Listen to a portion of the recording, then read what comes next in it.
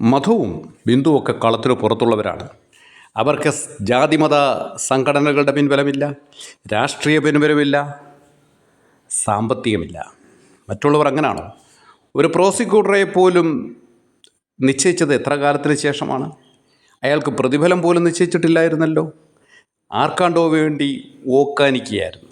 എന്നാൽ ഇവിടെയോ ദേവസ്വം വിജിലൻസിന് കേസെടുക്കാനുള്ള ഒരു അധികാരവുമില്ല.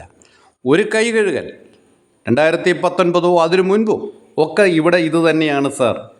ഇവന്മാരൊക്കെ ദശകോടീശ്വരന്മാരും ശതകോടീശ്വരന്മാരും ആയിട്ടുണ്ടെങ്കിൽ അത് ഈ ഭക്തന്മാർ കൊണ്ടിടുന്ന പണം കട്ടത് തന്നെയാണ്. പിന്നെ ദേവസ്വത്തിലെ നിയമനങ്ങൾ അങ്ങനെ എന്തെല്ലാം ഇവരുടെ അയ്യപ്പ സംഗമത്തിൽ കൂടെ അടിച്ചു മാറ്റിയതിൻ്റെയൊക്കെ കണക്കുകൾ വന്നുകൊണ്ടിരിക്കുന്നു. കോടതിയെ പോലും പറ്റിച്ചു. 3 കോടിയിലധികമാണ് ഒരു ഇവൻറ്റ്സ് മാനേജ്മെൻറ്റ് കമ്പനിക്ക് എഴുതി കൊടുത്തിരിക്കുന്നത്, കൊടുക്കില്ല എന്ന് പറഞ്ഞിട്ട്. കുമരകത്ത് 5 സ്റ്റാർ റിസോർട്ടുകളിൽ കൊണ്ട് താമസിപ്പിച്ചിരുന്ന VVIP ആരൊക്കെ എത്ര ലക്ഷങ്ങളാണ് എഴുതിയെടുത്തിരിക്കുന്നത്. അപ്പോൾ പലതുള്ളി പെരുവെള്ളം. കൊച്ചു ഇതുപോലുള്ള കോൺക്ലേവും സംഗമ തട്ടിപ്പുകൾ നടത്തുക, പൊതുഖജനാവിലെ പണം കൊള്ളയടിക്കുക തന്നെയാണ് ഇവർ ചെയ്തുകൊണ്ടിരിക്കുന്നത്.